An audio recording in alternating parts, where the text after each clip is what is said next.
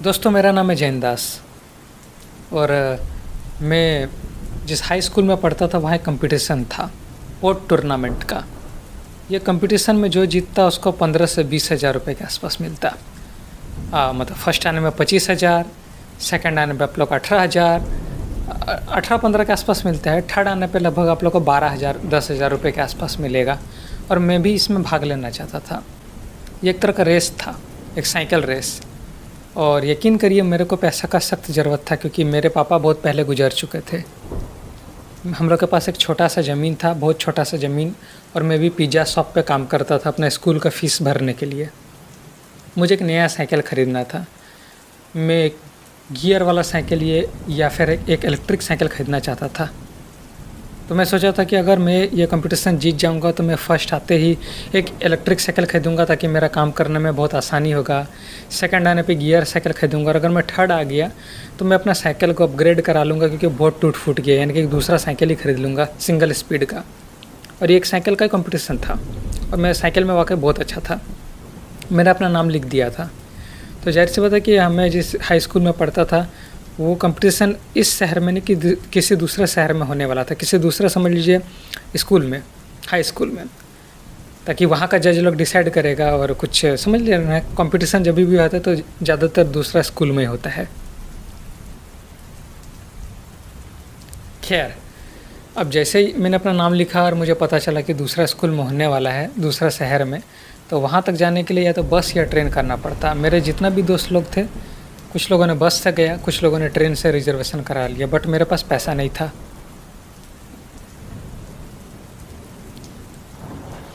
मैंने अपने मम्मी से पैसा मांगा तो मेरे मम्मी के पास भी नहीं था। बट मेरे को ये कंपटीशन में जीतना ही था, ये समझिए भाग लेना ही था। अगर जीतूँ ना जीतूँ बट कोशिश तो करना ही था, वरना मेरे को हमेशा अफसोस रहता।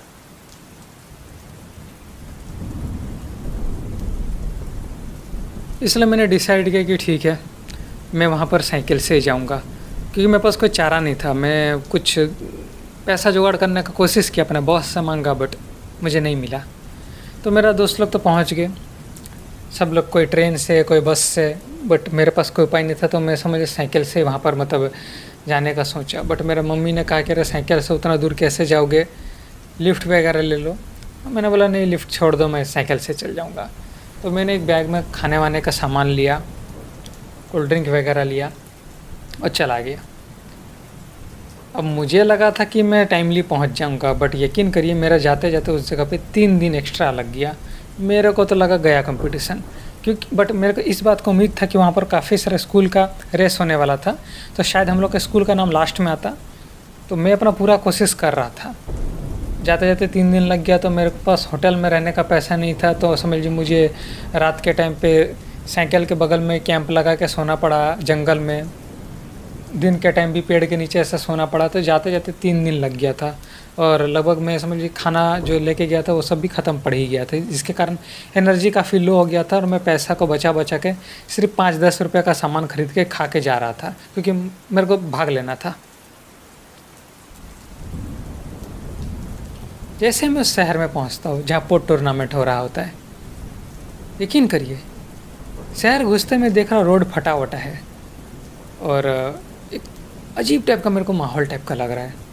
ऐसा लग रहा है कि भाई मतलब कितना ना वहाँ मतलब मौसम ख़राब हुआ है, कोई भूकंप टाइप का है, क्योंकि पूरा रोड फटा हुआ है। मैं और शहर के अंदर गया, यकीन करिए इतना बड़ा शहर में जिसमें इतना बड़ा बड़ा समझ लीजिए घर वगैरह है, वहाँ पर कोई आदमी नहीं नज़र आ रहा है, कुछ नहीं, बस हरा करल का कोहरा जो मैंने ज़िंदगी में कभी नहीं देखा था। और मैं उस हाई स्कूल के पास गया जब पोट टूर्नामेंट था। मैं ऊपर देख रहा हूँ कि स्कूल के मतलब ऊपर में पोट टूर्नामेंट का पूरा बैनर चिपका हुआ है, बट फटा वटा है, कोई नहीं है उस हाई स्कूल के आसपास। पूरा शहर खाली था, कोई नहीं था। और जब रोड के इधर उधर देख रहा था, ऐसा लग रहा भूकंप आया हुआ है, सब जगह फटा हुआ है। कुछ आप लोग देख लेंगे घर ऐसा फूट फाट के गिर गया है, एक रास्ता दूसरा रास्ता से अलग हो गया है।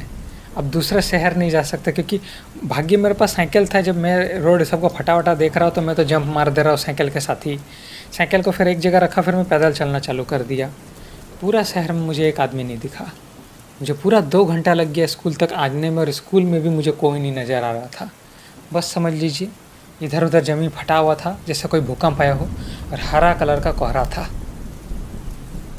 एक आध आदमी लोग मुझे रोड में दिखा। रोड में सोया हुआ था, बेहोश था, कोई गिरा हुआ था। मैं पास जाके दौड़ के देखा कि मुझे लगा शायद भूकंप के कारण कुछ हुआ होगा, बट अगर भूकंप आएगा तो पता कैसे नहीं चला। हालांकि मेरे पास कोई मोबाइल नहीं था, डिजिटल टाइप का स्मार्टफोन नहीं था, मेरे पास एक छोटा सा भी 2G मोबाइल था। 2G अभी रिचार्ज भी नहीं हो रहा था, मतलब हो रहा था, काफ़ी महंगा था। 3G का ज़माना आ चुका था। एक बंदा का मैंने चेहरा देखा, देख रहा, उसका आँख पूरा सफ़ेद है, मुंह से किसी तरह का खून निकल रहा है, दांत सब बढ़ गया है, चेहरा अजीब हो गया है, नाखून सब बढ़ गया है। दूसरा आदमी के पास भी भाग के देखा, सेम हाल है। पहले तो मैं लोग को देख के डर गया कि ये सब हो क्या रहा है। पूरा शहर तो नहीं कहूँगा, लेकिन मैं स्कूल के आसपास के जितना सेक्टर हो सकता था थोड़ा बहुत आसपास घूमा साइकिल लेके, कोई नहीं नज़र आया। पूरा ये समझिए सुबह से शाम तक मुझे सिर्फ 12-13 का आदमी मिला, सब लोग का सेम मॉन्स्टर की तरह हाल था। आँख सफ़ेद, मुंह से खून निकल रहा है, चेहरा में ऐसा लग रहा है कि मतलब क्या कैसे न किसी मतलब किसी तरह का उसका बॉडी में किसी तरह का दूसरा आत्मा घुस के उसको वश में कर लिया है, बट वो हिल डुल नहीं पा रहा, बस वह अधमरा टाइप का है। कुछ कुछ तो मुँह से आवाज़ भी निकाल रहा था,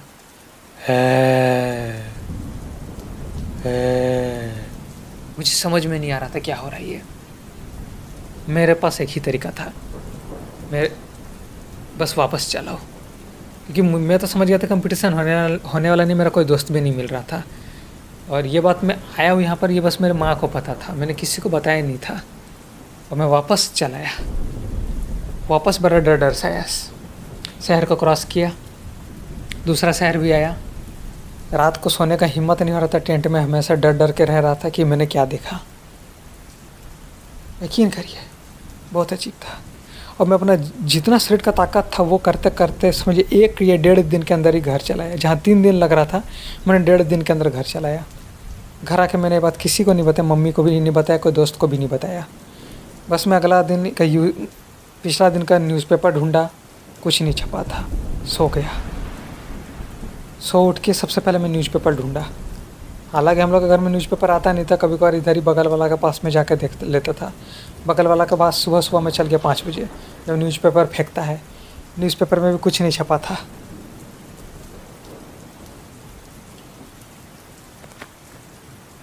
आई डोंट नो, इतना बड़ा अगर घटना हुआ कि भूकंप आ गया, पूरा शहर को खाली करा दिया गया, आदमी गायब हो गया, तो उसके बारे में पेपर में कुछ छपा क्यों नहीं है। बस मैं दोबारा समझ लीजिए वो शहर नहीं गया जहाँ पर पोट टूर्नामेंट हो रहा था, जहाँ मैं हरा कलर का कोहरा देखा था और पूरा शहर का आदमी लोग गायब था। साइकिल का तो मेरा सपना टूट ही गया था, बट इस घटना का 1 साल हो गया। आज तक ना पेपर में कुछ छपा है, ना टीवी में कुछ छपा है, ना उस शहर जाने का हिम्मत हुआ है मेरा। क्या हुआ था उस दिन?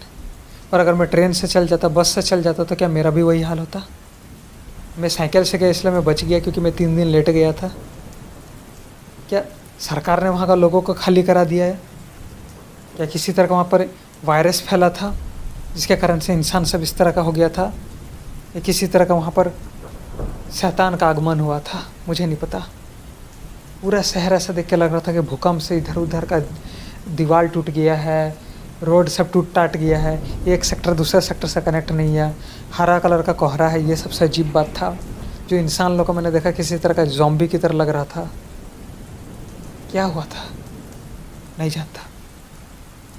मेरा साइकिल का तो सपना टूट गया, पुराना साइकिल को ठीक करा के अभी जी रहा हो।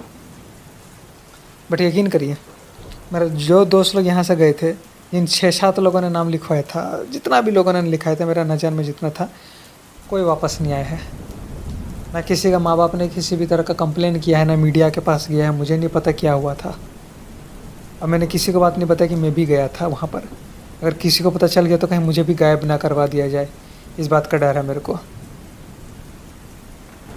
उस दिन के बाद से मैं अपना माँ को छोड़ के कहीं नहीं गया, और मुझे कोई दूसरा शहर जाके कुछ बनने का इरादा भी नहीं है। पता नहीं क्या हुआ था उस दिन वहाँ। अभी भी अपनी मम्मी के साथ रहता हूँ और ऐसे रुखा सूखा गुजारा कर रहा हूँ।